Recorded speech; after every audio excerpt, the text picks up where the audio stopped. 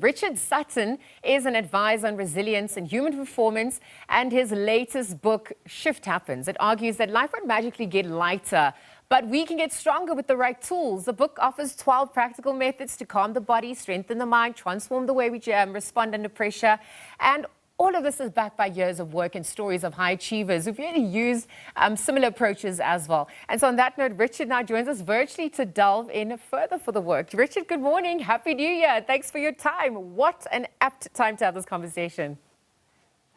Thank you, and a happy New Year to you. Thank you for having me this morning. I mean, you use some of my favorite celebrities. Pharrell, I mean, not to give away too much there, but you open with a powerful premise. This is what I like. Life is not going to be getting easier, but you can get stronger. And I wonder, given the state of the world, where we are with all the overstimulation that's happening, why was it so apt that you impart this message at this juncture? Stress and self-doubt become signals, not flaws.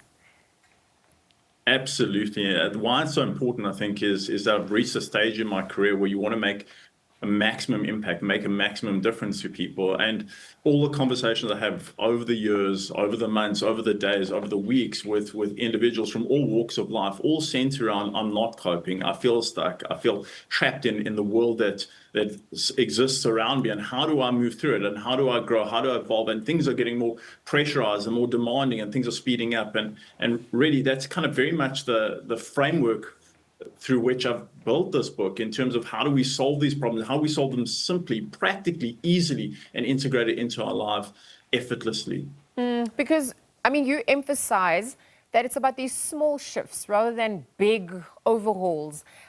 There's a danger of massive transformation as well. It also isn't long lasting. But even if we're looking at regaining control, there's also that element of surrender. You actually cannot control everything. So it's quite the balancing act as well. I think that's a really great point that you raised, because the only thing we can control is ourselves. We can influence other people to a small extent. In the world around us, we have no influence whatsoever. And that's very much a theme that resonates throughout the book, is this: what we can control is ourselves, and how do we control ourselves in these given situations and given moments, because that ultimately determines the outcome. Yeah, because, I actually want to delve in further, because we've seen the psychology play out of positive thinking.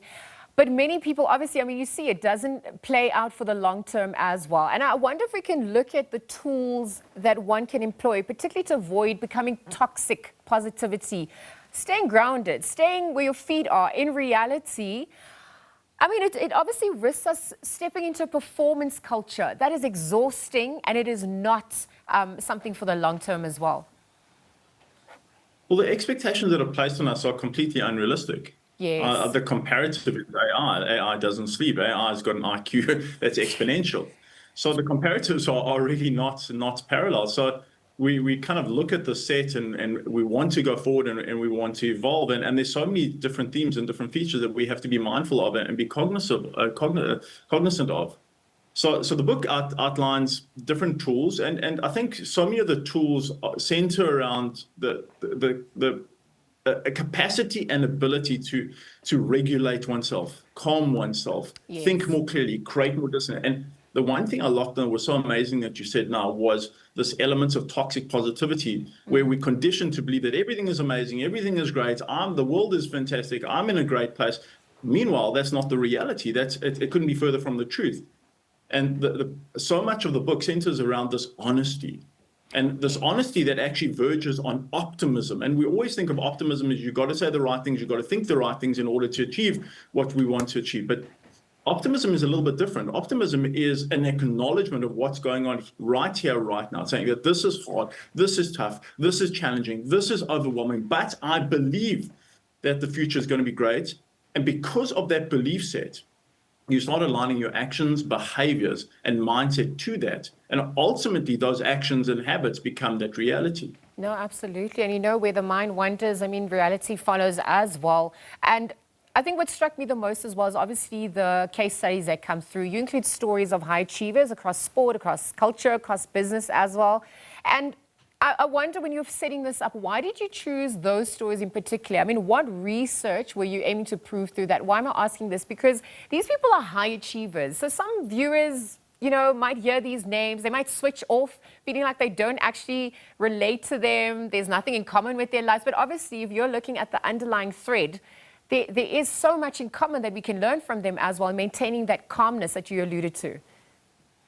And you've hit the nail on the head, like such a great statement. And that statement is, how can we relate to these people who are in themselves exponential? And the reality is, why I chose those 12 individuals is because they're no different to us. Their challenges, their backgrounds, their stories, their beginnings were humble. They struggled, they had challenge, and they upskilled. And the skills that they applied to that situation ultimately culminated in a complete transformation of their reality. Normal people like you and me, in difficult circumstances, who were able to apply this framework intuitively, instinctively, sometimes through mentorship, who are able to transcend, transform, and do the extraordinary. Black coffee is a great example. Yeah. Taylor Swift is in the book. Novak Djokovic, Maria Sharapova. Some of these are former clients. Some of these are colleagues. It's just like, it's an amazing thing to think that there's no difference between you and I, other than a framework, a skill set, commitment, passion. Well, I mean, Kendall Jenner, Pharrell, there's one race, it's the human race, right? And we all also have the that inner dialogue that also happens. And that's something I really want to get into, because it's not what you call, it's what you answer to. And sometimes it's your own inner critic as well. That voice gets loud. And so obviously, if we're looking at that shift that needs to happen to help people challenge it, identify it, not ignore it as well. What are some of those that they should be looking out for, particularly so that they can avoid a burnout, both emotionally, mentally, spiritually as well? 100%. And that inner voice, again, you've really touched on something so profound, is that inner voice is our biggest barrier. Yes. And the inner voice is telling us we can't, it's impossible, it's not going to happen, you're not good enough, you fail too often, you're not going to succeed, this is impossible. That's the inner voice. And the negativity that exists within that dialogue increases our stress hormones by 130%. I mean, that's basal level, it could be even higher in some individuals. So there's nothing that stresses us more than what we tell ourselves in difficult situations. The circumstance is actually less stressful than what we tell ourselves. So if we can guard against it, and here's the trick, is how do we guard against it? What do we say without being toxically positive? And the reality is there's so many tools I provide in the book, but there's so many tools that we can just apply with relative ease.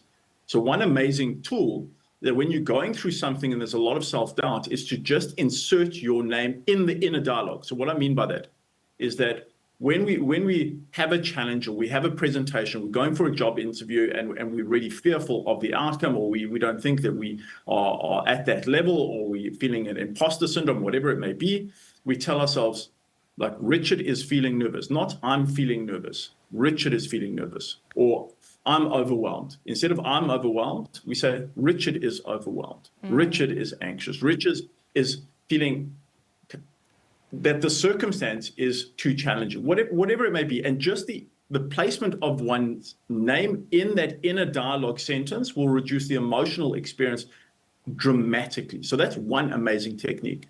Another very simple technique, and this is the easiest of all, is to insert an affirmation. So the affirmation could be, I've got this, I've got this, I've got this, I've got this, I've got this, I've got this, you're good enough, you're good enough, you're good enough, you're good enough, whatever it may be. And you put that on repeat for 21 seconds. Yeah. And you pause a little bit, do it again. And if you can do that for 5 minutes, just going on and off, you're going to find that the experience that you're going through, however stressful, however demanding, however overwhelming, will be completely emotionally neutralized. You'll be clear, you'll be confident, you'll be calm. No, it becomes meditative. And also, I mean, just to your point, what you can't name and accept, I mean, is obviously going to control over you. I need to wrap up there. I mean, this is obviously something for South Africans to employ, given what is really happening in reality when it comes to safety, money, and uncertainty. So obviously for people to pick up that book and look at the tools that they can use to navigate the new year. Richard Sutton, let's leave our conversation there. Thank you for your time at this hour. Shift Happens. It's by Richard Sutton. It offers a grounded reminder that stress, self-doubt, it doesn't have to be the end of the story. There are signals that you can use to shift, to reset, and of course respond differently. There are 12 tools to help us calm, strengthen, and transfer for your life. Again, thank you, team, for joining us virtually for this book review segment.